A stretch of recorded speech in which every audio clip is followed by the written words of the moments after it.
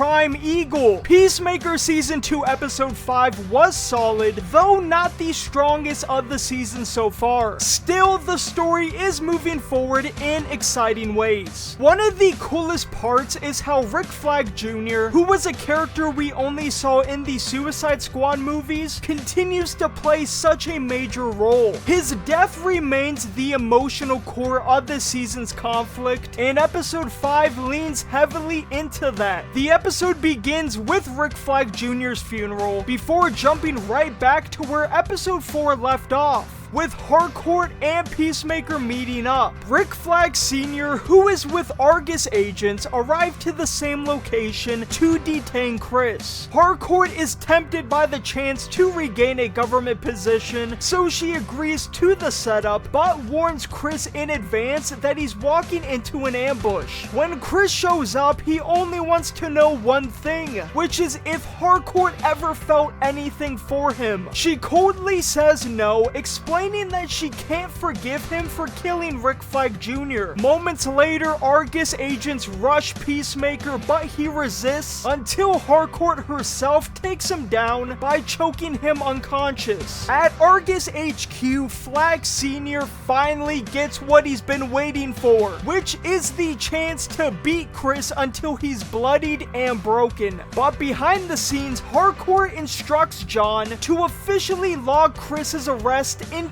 the system. Once his arrest is processed and public, Flag Sr. no longer has the freedom to hold or kill Chris without consequences. Despite his anger and thirst for revenge, he is forced to release him. Adebayo and Vigilante pick Chris up afterward. Still reeling from betrayal, he lashes out, telling them that Harcourt wants nothing to do with him and she sold him out to Argus. On their way back to his grandfather's cabin, the story shifts to Red Saint Wild, who has now arrived to the cabin with the intent to kill Eagly. He tries to lure the bird with a poison rat, but fails. He then mistakes a random eagle for Eagly, so he decides to shoot it out of the sky, only to be swarmed by an army of eagles. They descend upon him and kill him as far as we know. Eagly then reveals himself, proving once and for all that he is the prime Eagle. Back at the cabin, Chris writes a heartfelt goodbye letter to his friend group, the 11th Street Kids. He then steps through the quantum unfolding chamber with Eagly, choosing to live in the other universe where his brother and father are alive, as well as where Harcourt actually loves him. The episode then ends with the team discovering Chris's letter. With them being left behind, the group now faces the difficult mission of finding Chris and bringing him back.